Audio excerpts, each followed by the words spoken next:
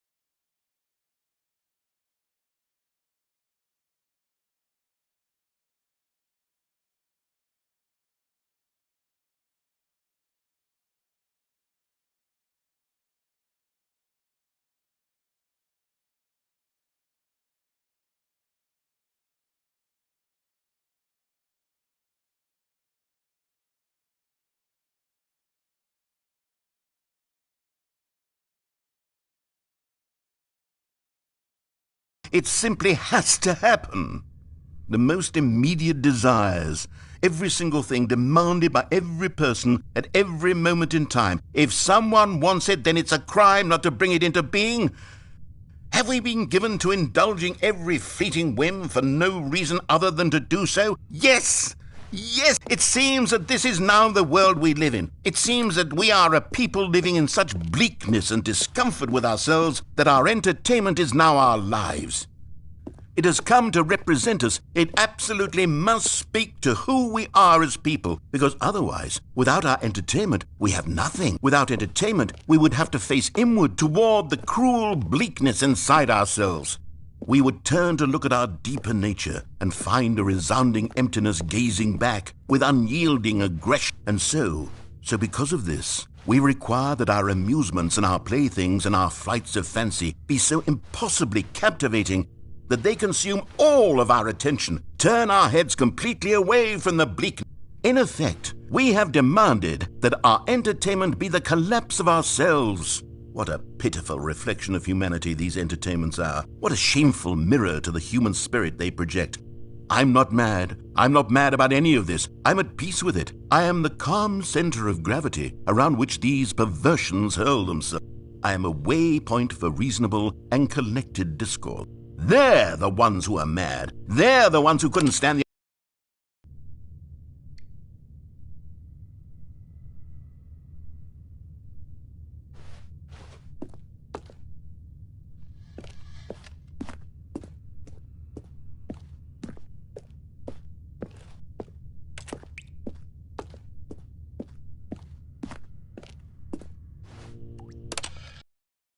The end is never the end, is never the end, is never the end, is never the end, is never the end, is never the end, is never the end, is never the end, is never the end, is never the end, is never the end, is never the...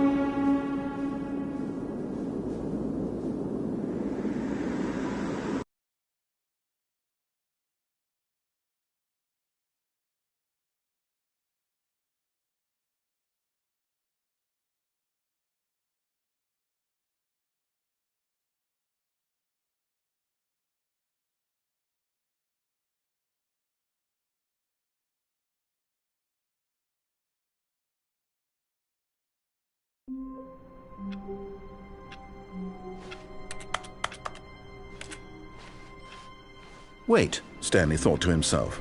Am I sure that the orders stopped coming in? How is that possible? They never stopped. Surely I was mistaken.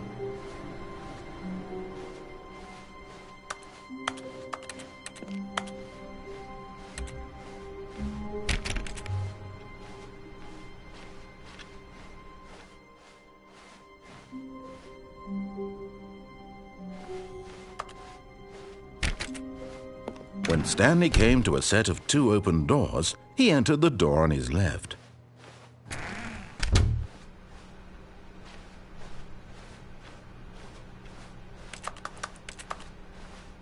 Yet there was not a single person here either. Feeling a wave of disbelief, Stanley decided to go up to his boss's office, hoping he might find an answer there.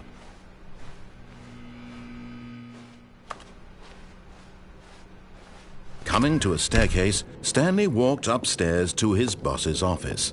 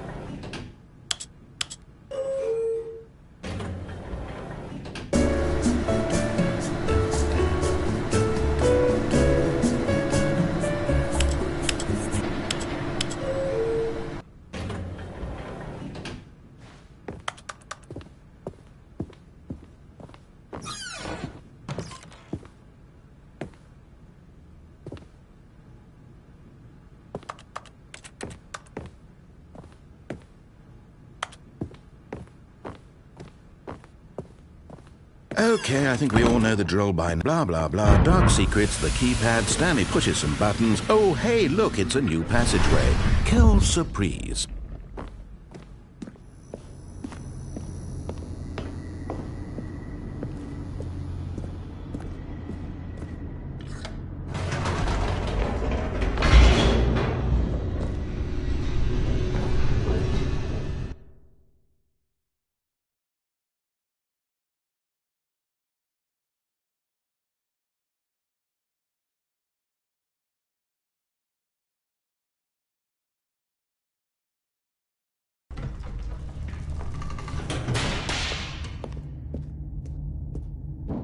Stanley walked straight ahead through the large door that read Mind Control Facility.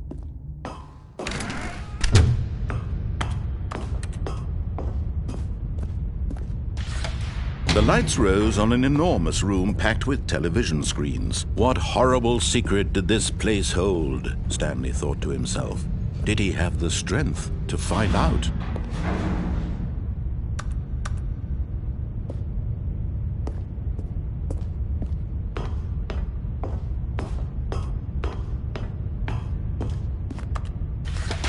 Now the monitors jumped to life, their true nature revealed.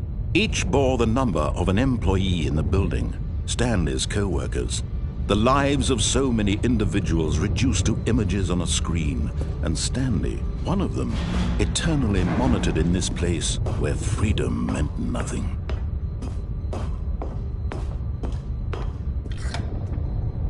This mind control facility, it was too horrible to believe. It couldn't be true. Had Stanley really been under someone's control all this time? Was this the only reason he was happy with his boring job? That his emotions had been manipulated to accept it blindly? No, he refused to believe it. He couldn't accept it. His own life in someone else's control? Never! It was unthinkable. Wasn't it? Was it even possible? Had he truly spent his entire life utterly blind to the world? But here was the proof, the heart of the operation. Controls labeled with emotions, happy or sad or content, walking, eating, working, all of it monitored and commanded from this very place. And as the cold reality of his past began to sink in, Stanley decided that this machinery would never again exert its terrible power over another human life. For he would dismantle the controls once and for all.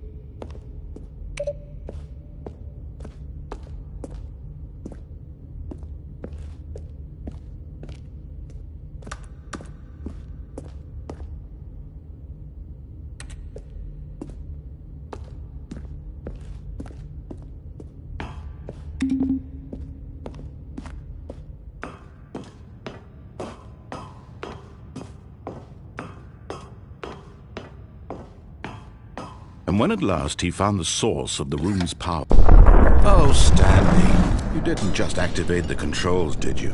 After they kept you enslaved all these years, you go and you try to take control of the machine for yourself. Is that what you wanted? Control? Oh, Stanley, I applaud your effort, I really do. But you need to understand, there's only so much that machine can do. You were supposed to let it go, turn the controls off, and leave. If you want to throw my story off track, you're going to have to do much better than that.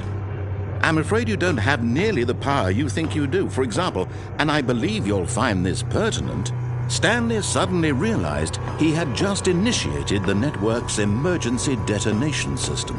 In the event that this machine is activated without proper DNA identification, nuclear detonators are set to explode, eliminating the entire complex. How long until detonation then? Let's say, 2 minutes. Now this is making things a little more fun, isn't it, Stanley? It's your time to shine. You are the star. It's your story now. Shape it to your heart's desires. Oh, this is much better than what I had in mind. What a shame we have so little time left to enjoy it. Mere moments until the bomb goes off. But what precious moments each one of them is. More time to talk about you, about me, where we're going, what all this means. I barely know where to start. What's that? You'd like to know where your co-workers are? A moment of solace before you're obliterated? All right, I'm in a good mood. You're going to die anyway. I'll tell you exactly what happened to them. I erased them. I turned off the machine. I set you free. Of course, that was merely in this instance of the story. Sometimes when I tell it, I simply let you sit there in your office forever, pushing buttons endlessly and then dying alone. Other times, I let the office sink into the ground, swallowing everyone inside, or I let it burn to a crisp. I have to say this, though, this version of events has been rather amusing. Watching you try to make sense of everything and take back the control wrested away from you, it's quite rich. I almost hate to see it go.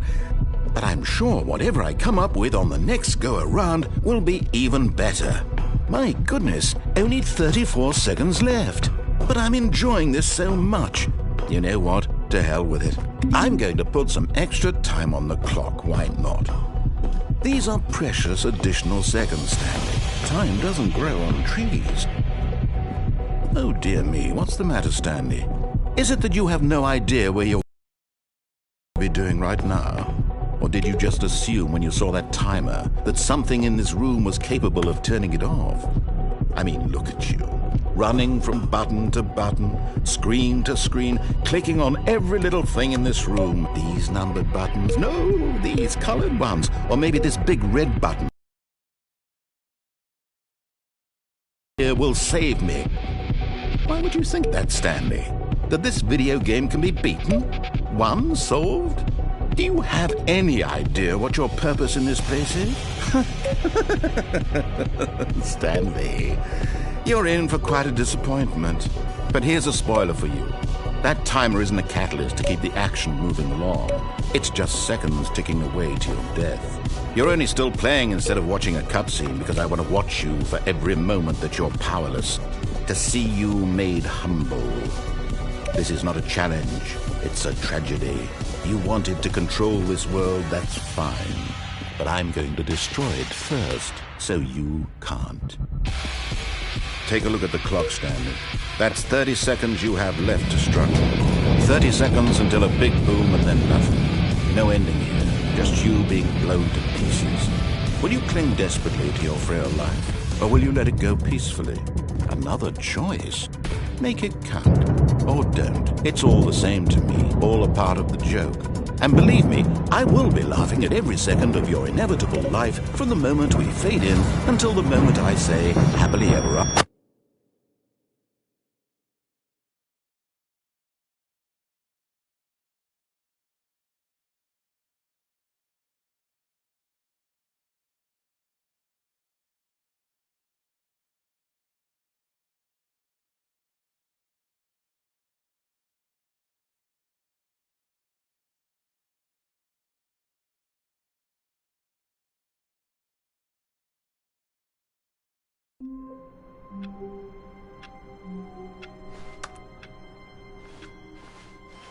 All of his co-workers were gone. What could it mean? Stanley decided to go to the meeting room. Perhaps he had simply missed a memo.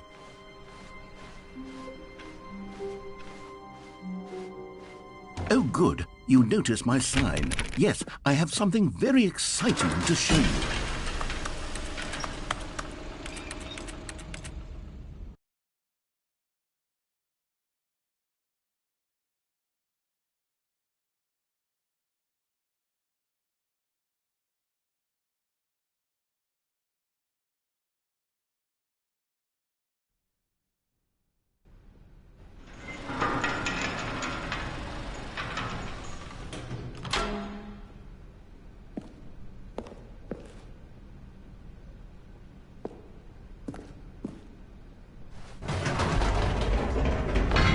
You see, Stanley, I've been reflecting on the Stanley parable and about how roundly disappointing this ultra-deluxe version has turned out to be. The original Stanley parable was a landmark, and any new content for it should live up to that legacy. So forget this ultra-deluxe nonsense. I say we take it one step even further. Which is why I'm very proud to announce for the first time ever, the Stanley Parable 2.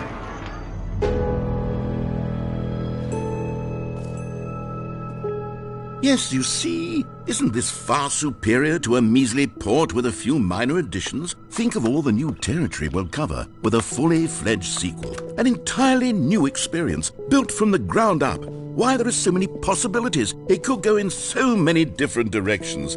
This is what fans have truly been asking for.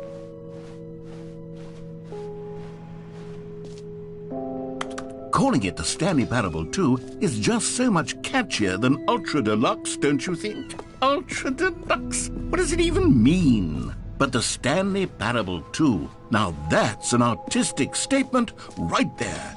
It's future-oriented. It screams progress and innovation and long-term franchising potential.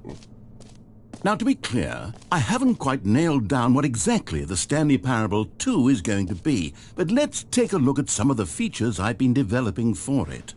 I figure that if I can loosely organize a handful of interesting concepts, that surely the game will sort of naturally spring up around them. It'll all work itself out. Game development is much more of a fuzzy magic than anything scientific or logical, really.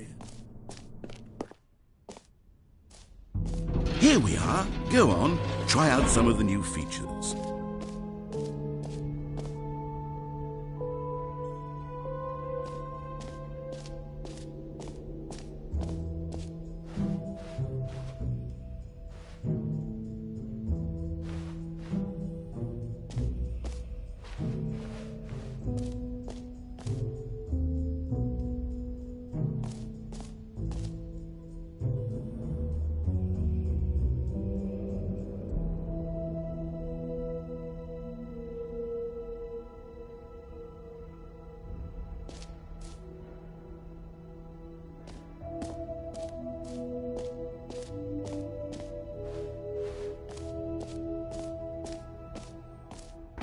For the Stanley Parable 2, I asked myself, what do players really want? And of course, the first and most obvious answer is that they want to be individually recognized and validated as people. So with that in mind, my first addition to the game is this button which speaks the name of the person playing the game. Isn't that wonderful? Jim. Sorry, I should have clarified. Right now, the button only says the name Jim. But of course, in the final game, this button will say your name, whatever name that is. Here, let's have you role-play as Jim to really simulate the full experience of this feature. Just play along. I promise you'll love it. Okay, here we go. Let's take a deep breath, clear your mind, forget whoever you are, and simply become a person named Jim. I want you to imagine yourself living as Jim. Sleeping and waking as Jim, falling in love and being heartbroken as Jim.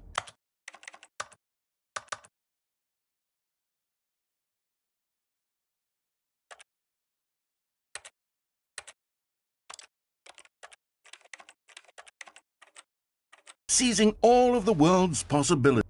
Jim. Whoa, hold on. I wasn't finished setting up the backstory. If you don't properly roleplay as Jim, then you'll never understand the impact of this button. Otherwise, it's just a stupid button that says somebody else's name.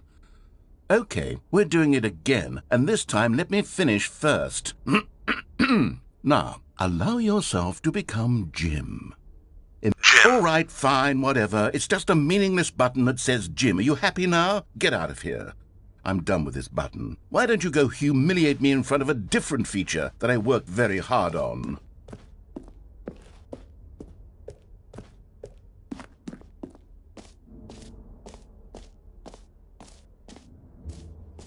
Maybe I'll only let people named Jim play the Stanley Parable.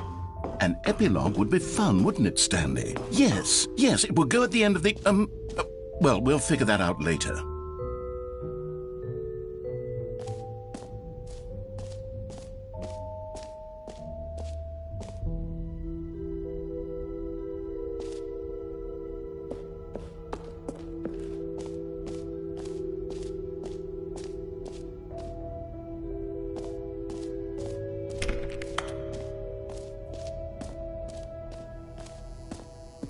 Now, here's something special. You remember that broken test trophy that got left in the game on accident? Well, I'm developing a technology to simply give you the trophy. Yes. You see, you'll come to this lever, and when you pull it, the trophy will be given to you. It's as simple as that. Okay, perhaps I should have clarified. This is technology that will exist. Right now, the trophy is still fully broken. I'm not a wizard, Stanley. But I guarantee it will be fixed in the sequel to at last satisfy the hordes of ravenous fans all over the world who have been uproariously demanding this feature. Gamers, we hear you, and I promise it will happen.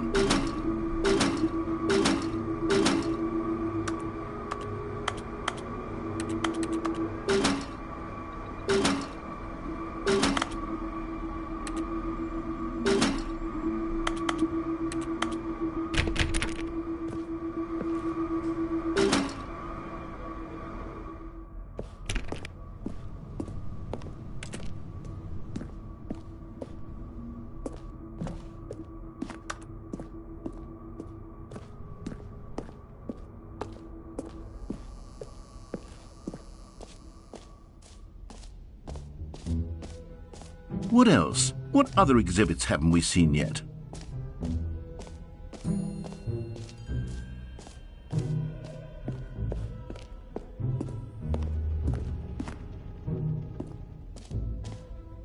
Ah, collectibles. Now it's a real video game. In the Stanley Parable 2, you'll run around gathering up these miniature Stanley figurines. And what's truly innovative is that there will be no reward for collecting all of them. I don't want to stifle the intrinsic joy of watching a number go up. You simply collect all of them, and then you move the hell on with your unremarkable life.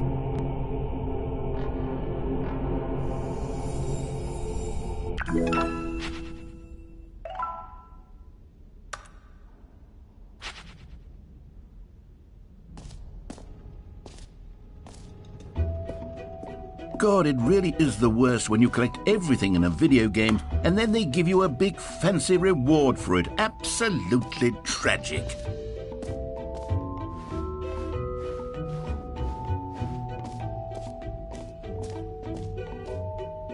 You know what?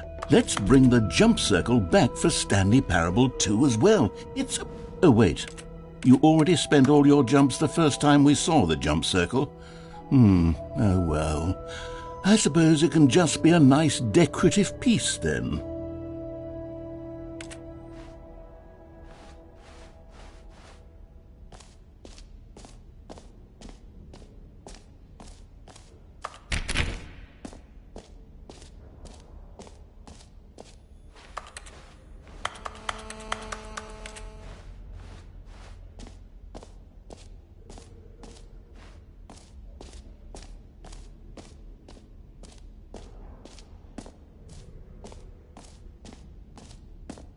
Okay, I'll be honest, I haven't yet decided on this one. I think that in the new version, the office could use a bit of decoration, like balloons. But I'm undecided on Get Well Someday and Happy 12th Birthday. Which would you go with?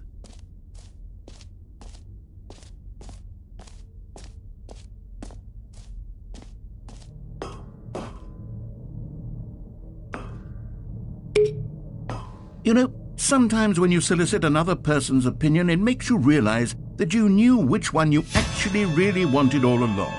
Get well someday it is.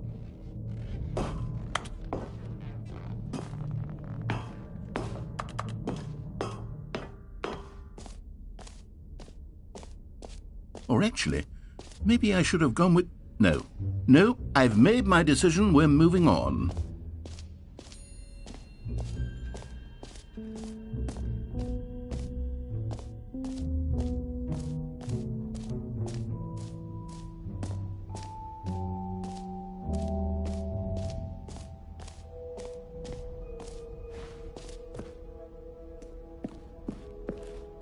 A common complaint of the Stanley parable was that it was confusing and paradoxical, that it engendered a chaotic sense of reckless despair in those who played it. Well, I am happy to say that after much consideration, I've engineered a clever solution to this fundamental problem with the game.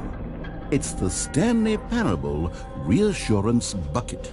You see, Stanley, anytime you're holding the bucket, a sense of calm and ease will fill your mind and your heart. It's true. As long as you hold on to the bucket, the many disorienting contradictions of the Stanley Parable will feel perfectly normal and perhaps even comforting. You may even come to long for the gentle embrace of jarring cognitive dissonance while the bucket is in your arms. And to be honest, it's a much more convenient solution for me than actually redesigning the game to be less uncomfortable. Can you imagine what a pain in the ass that would be? Yes, the bucket is the perfect solution. Come on, give it a try.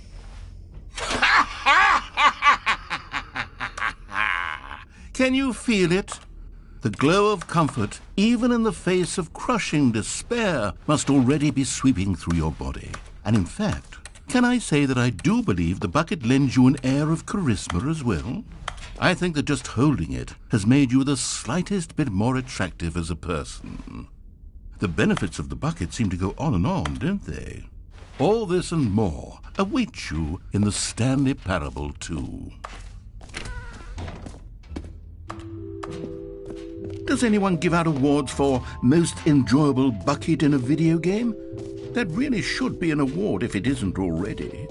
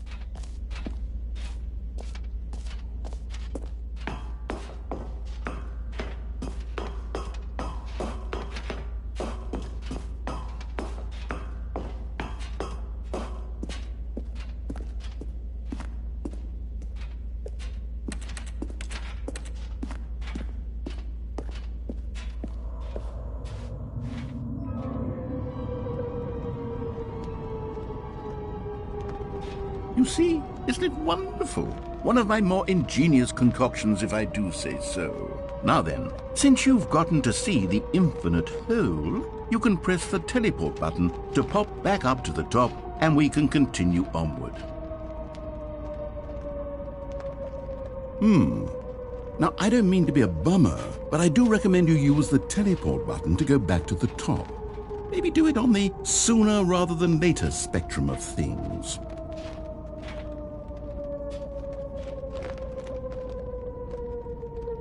Okay, Stanley, I don't know quite how to say this tactfully, but it's possible that I slightly exaggerated the infinite nature of the hole.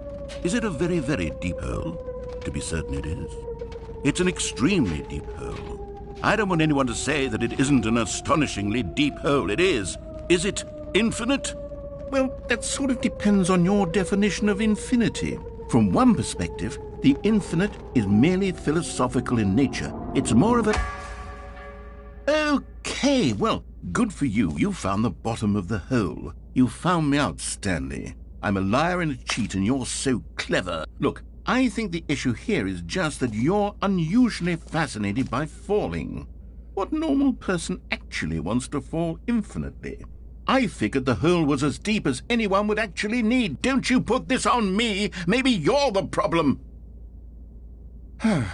Look, things got a little heated there. I think we both said some things we didn't mean. Why don't we just put all this behind us and agree to just call the hole mostly infinite?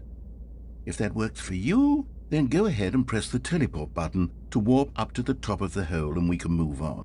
I'll just be up here when you're ready.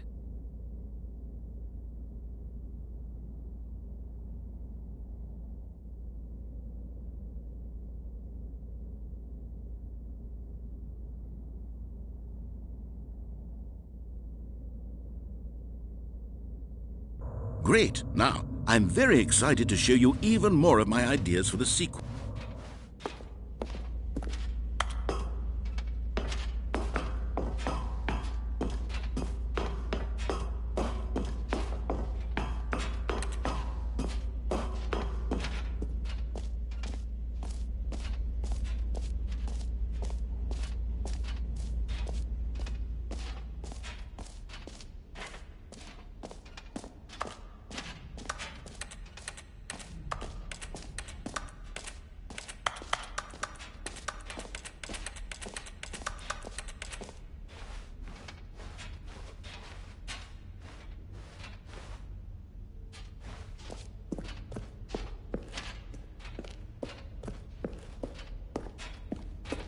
All right, have you seen everything you wanted to? Ready to move on now?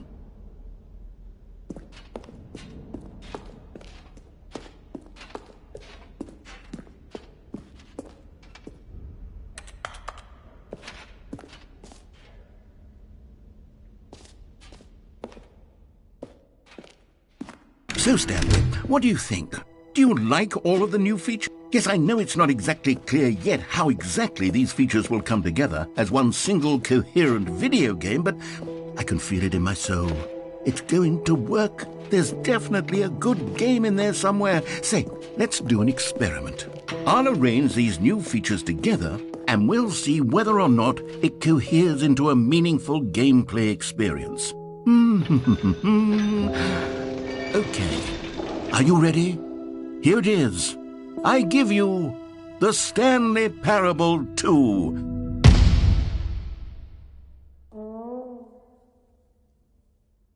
I mean, there's potential here, right? It's sort of... Okay, never mind. Hold on, let me do a different arrangement. Okay, yes, this is much better. I feel good about this. Here we go. Version 2. Who am I kidding, Stanley? This isn't a coherent video game at all. It's a lot of gags. And I do very much enjoy creating gags, but they don't add up to anything. I wanted more than anything to create a sequel that would capture all the magic of the first game. I wanted fans to love it. No matter how good these gags are, they won't stand on their own. They would need the structure and the gameplay of the original. Wait, maybe that's it. I can take the original Stanley Parable and simply, well, insert a few of my new features into it. Tastefully, of course. With respect. With care for the vision and integrity of the original game. Would it possibly work? I suppose it could. But it would need a really, really tremendous title screen. A title screen that says with bold and uncompromising conviction, "This is the Stanley Parable 2. Let me see if I can whip something up. All right, perfect. Go ahead. Take a look.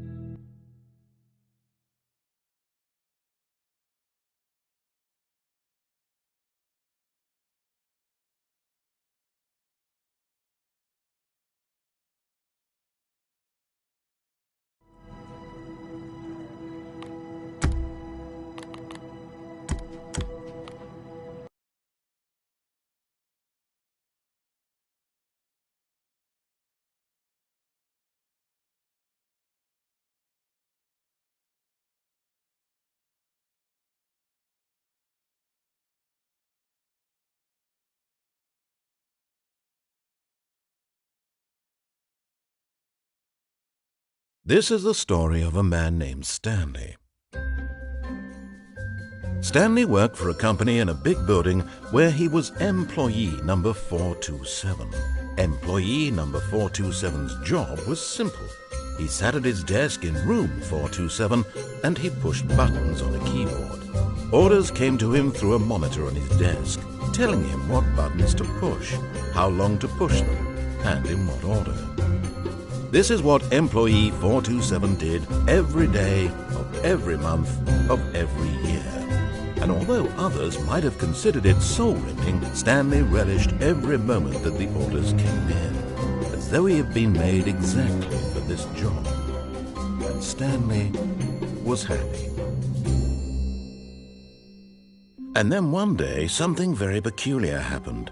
Something that would forever change Stanley. Something he would never quite forget. He had been at his desk for nearly an hour when he realized that not one single order had arrived on the monitor for him to follow. No one had showed up to give him instructions, call a meeting, or even say hi.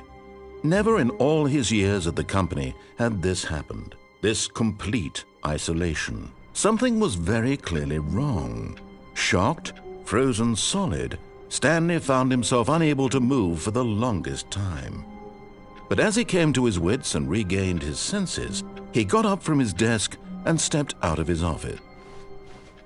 All of his co-workers were gone. What could it mean? Stanley decided to go to the meeting room. Perhaps he had simply missed a memo.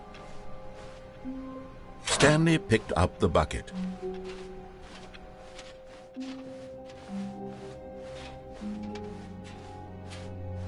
Stanley clutched the bucket tightly to... This was not the correct way to the meeting room.